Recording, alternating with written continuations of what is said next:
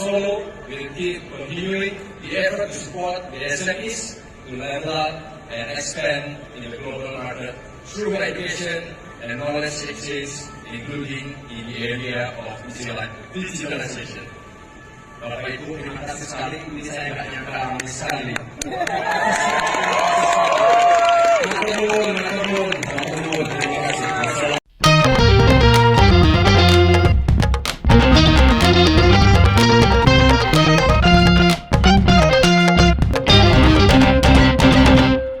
Selamat malam para mantan, selamat malam untuk semua mantan-mantan kalian yang mengajarkan kita tentang banyak hal.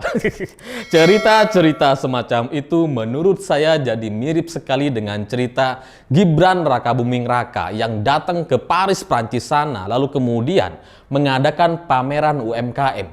Dia bawa 1.200 produk dari Solo, lalu kemudian dia kenalkan dengan harapan ke depan orang-orang bisa kenal dan bisa beli produk-produk yang ada di Solo gitu. Bagi saya ini adalah ide atau gagasan yang sederhana saja. Semua orang bisa melakukan, tapi mereka nggak lakuin. Cuma Gibran yang melakukan. Dan ketika melihat Gibran berpidato di tengah-tengah kota Paris, ini terus terang membuat saya berkesimpulan bahwa nampaknya ke depan anak ini bisa menjadi pemimpin masa depan Indonesia. Nampaknya gitu ya, nggak tahu lah, kita lihat ke depan gitu.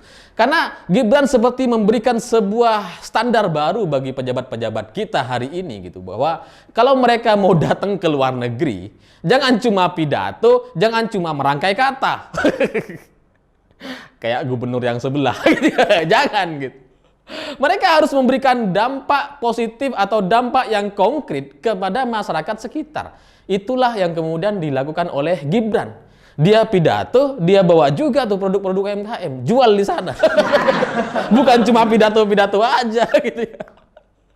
Dan Gibran melakukan ini bekerja sama dengan pihak Shopee, KBRI dan BHF Marais. Ini bagi saya adalah sebuah ide atau acara yang sebenarnya gampang gitu, mudah dilakukan dan semua orang bisa. Tapi kenapa yang sebelah nggak ngelakuin? Ya karena memang sudah saatnya gitu batik-batik di Indonesia ini diperkenalkan ke mancanegara dan kemudian menjadi produk-produk yang mahal. Makanya kemudian Gibran ini bertemu dengan pihak LV yang kita tahu produk-produknya itu mahal sekali. Yang kita cuma tahu tapi nggak pernah beli gitu. Itu kemudian dia kerjasama dengan harapan ke depan ini batik-batik ini bisa menjadi produk LV dan bisa dipasarkan secara global. Luar biasa gitu. Panggung-panggung politik yang diciptakan oleh Gibran ini entah sengaja atau enggak gitu. Seperti menjadi tamparan keras kepada banyak orang hari ini gitu.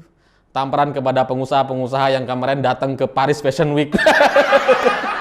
Yang nggak nyambung antara sponsor, produk, dan barang-barang yang mau dijual.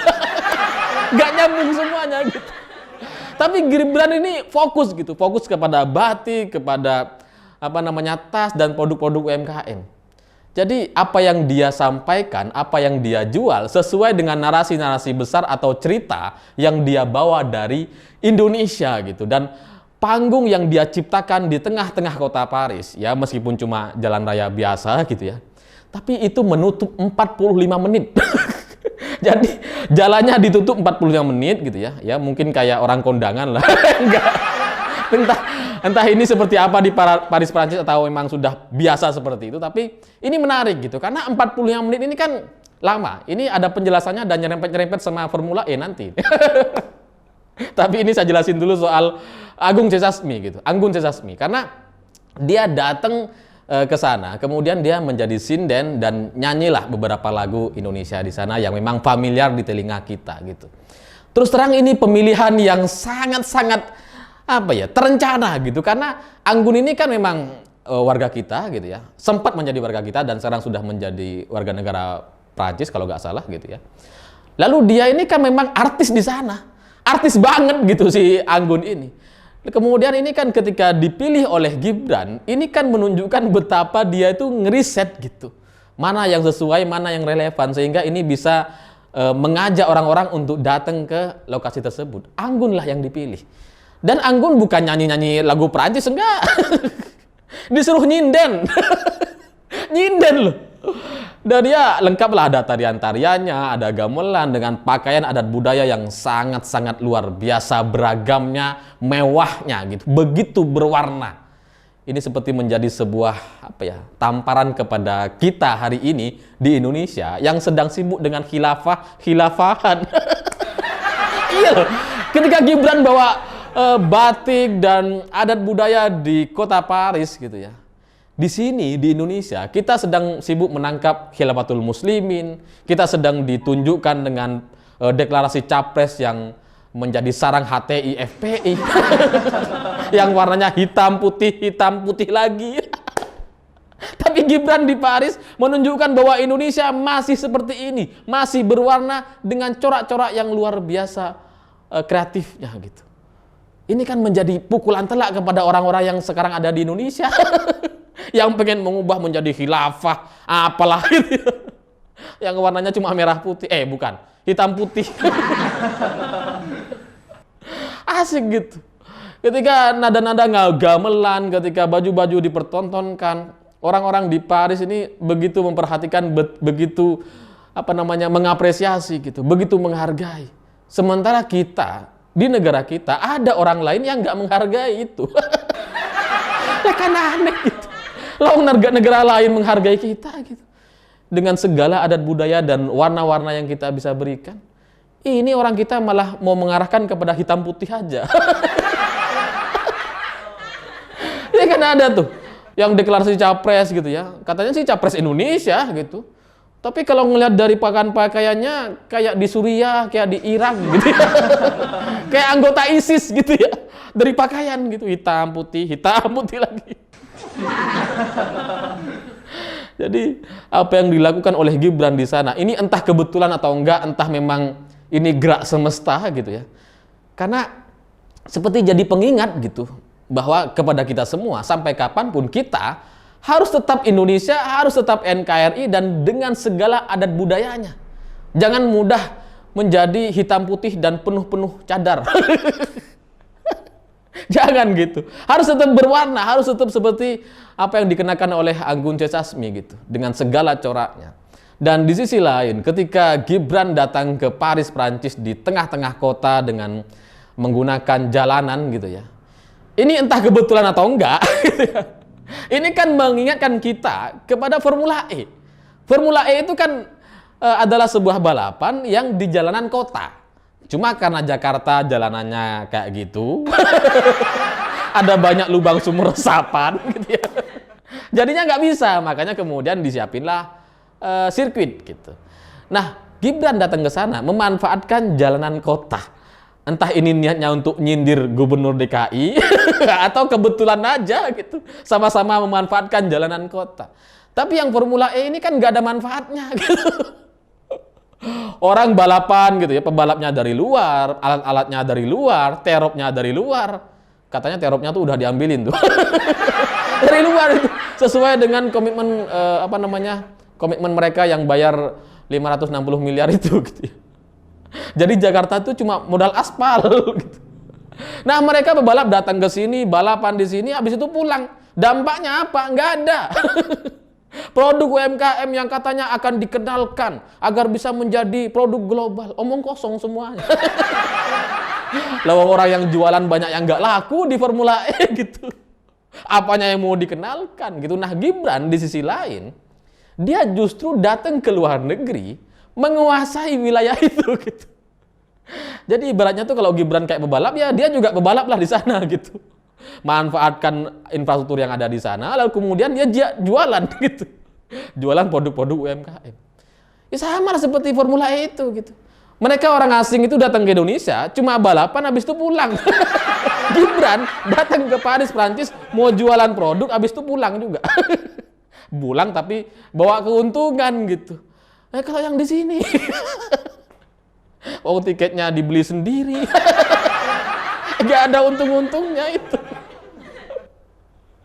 Dan saya nggak ngerti apakah ini memang ada inisiatif sendiri dari Gibran yang melakukan pameran ini, atau memang dibantu sama tim komunikasi atau tim perencanaan kerja oleh Presiden Jokowi. Saya nggak tahu. Tapi apa yang dilakukan Gibran hari ini seperti menjadi sebuah pelajaran penting kepada politik atau pejabat-pejabat kita di Indonesia gitu. Karena seandainya gitu ya, seandainya Gibran punya kemampuan atau terbuka peluang bagi dia untuk maju sebagai Capres 2024 nanti, saya yakin momen ini gitu ya, itu akan menjadi sebuah momen yang akan dibicarakan selama berbulan-bulan ke depan. Baik dari segi acaranya atau dampak-dampaknya kepada masyarakat sekitar yang sudah dibawa oleh Gibran ke sana gitu. Karena Gibran datang ke Paris ini bawa orang-orang, bawa pelaku UMKM-nya, dibawa semuanya ke sana gitu. Memang dikenalkan betul-betul supaya nanti kalau ada pesanan mereka langsung komunikasi, langsung bisa jawab gitu. Nah, seandainya Gibran ini secara usia memenuhi syarat untuk maju di Pilpres, ini kayaknya bisa menjadi senjata dia gitu untuk kampanye gitu. Karena kalau kita bertanya apa prestasi Gibran di Solo, susah kita jawabnya. Apa coba?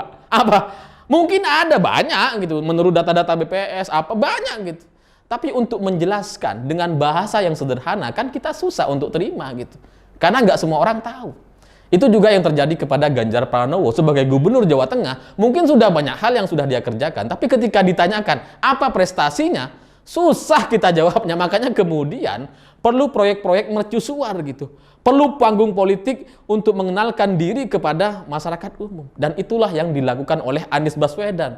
Anies Baswedan ini sebenarnya kan secara kerja-kerja, dari semua janji-janji kampanye dia, nggak ada yang berhasil.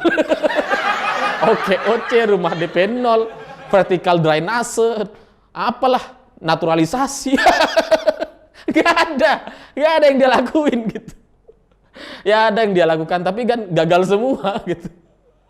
Nah, tapi dia bisa membangun sirkuit Formula E, lalu kemudian itu dijadikan senjata dia untuk menjadi Capres 2024 nanti gitu. Agar masyarakat apa? Masyarakat mudah untuk memahami, oh bikin balapan, event internasional, udah. Ya meskipun dampaknya nggak ada, tiketnya beli sendiri gitu ya. Tetap aja pagelarannya sukses digelar. Nah, seperti hal yang dilakukan oleh Gibran, ini seperti sebuah senjata untuk kampanye politik ke depan gitu. Tapi sayangnya Gibran nggak bisa maju di Pilpres 2024. Harusnya kita ubah di undang-undangnya. Biar Gibran aja yang maju gitu. Nah, ini mungkin juga bisa menjadi pelajaran kepada Ganjar Pranowo gitu. Dia perlu seperti satu proyek mercusuar yang itu bisa dipahami dan diketahui oleh banyak orang dengan mudahnya diterima dan dipahami gitu. Agar ke depan ketika orang ditanya gitu ya, apa prestasi Ganjar? Oh, dia bikin ini, dia bikin itu. Sama seperti yang dilakukan oleh Gibran.